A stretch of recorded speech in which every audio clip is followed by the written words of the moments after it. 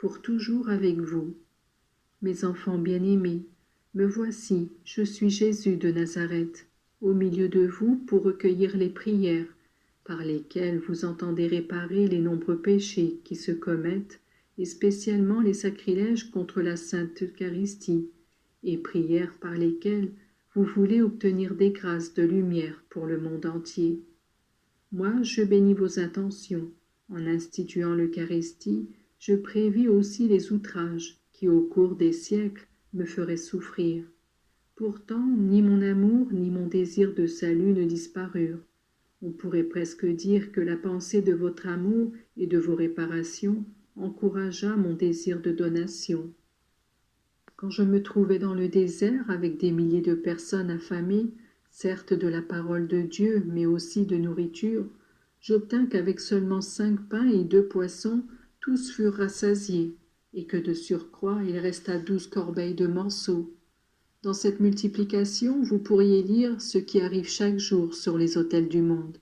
Tout en restant un, mon corps, mon sang, mon âme et ma divinité se multiplient sous les apparences du pain. Je voudrais qu'à l'égard de la très sainte Eucharistie, on eût le même soin que l'on montra en recueillant jusqu'au reste du pain miraculeusement multiplié. La force de l'habitude, le manque de foi et d'amour, et la trop grande permissivité rendent possible ces manques de respect, qui parfois deviennent sacrilèges.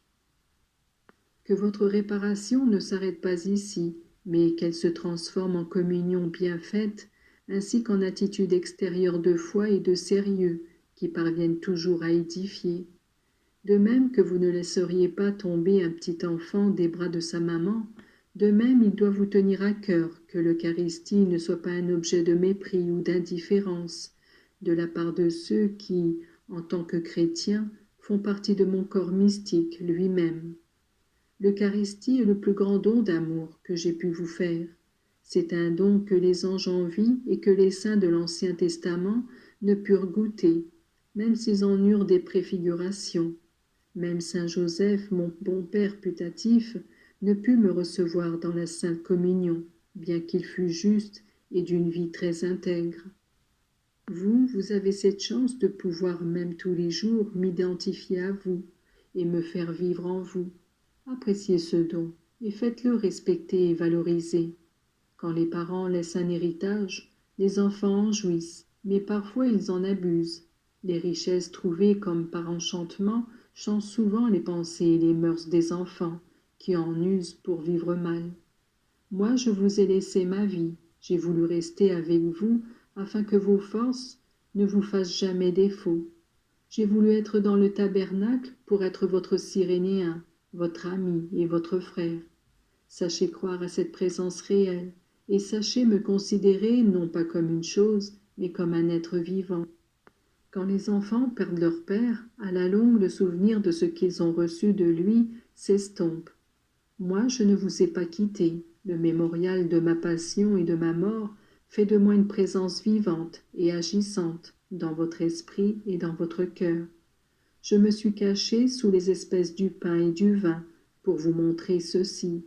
De même que ces 2 aliments sont nécessaires pour la vie physique, de même l'Eucharistie est nécessaire pour entretenir votre vie spirituelle.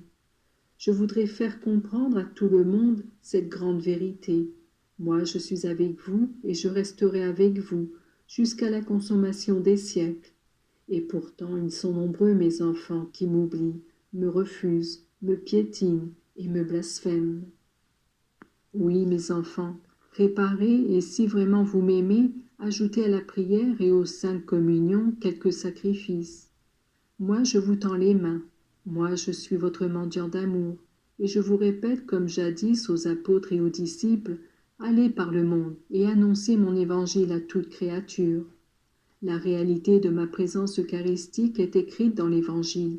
Ceci est mon corps, ceci est mon sang, vous ai-je dit. Maintenant encore, ces paroles sont dites par le prêtre durant la messe, et même s'il était indigne, moi je descends sur l'autel, et mystiquement je m'immole et je m'offre au Père. Comment pourrait tenir ce monde plein de péchés si je n'y étais pas, moi qui, en tant que médiateur, implore miséricorde. Père, pardonne-leur, car ils ne savent pas ce qu'ils font, répétai-je à chaque messe. Si vous pouvez avoir confiance et espérance, si vous pouvez croire à la miséricorde et avoir la certitude que le Père ne voudra pas mettre de nouveau en acte sa justice, vous le devez à ma présence vivante, vraie, qui implore dans le monde aujourd'hui comme jadis sur le calvaire. Valorisez la messe, offrez des messes de réparation, faites l'unité avec moi. Qu'au moins les bons fassent l'unité avec moi. Ils auront ma reconnaissance et dresseront une digue face aux graves maux du monde. Allez et prêchez, enseignez par l'exemple et la parole, toujours pourvu de cette grâce divine qui vous unit à moi. Au nom de la très sainte Trinité, je vous bénis.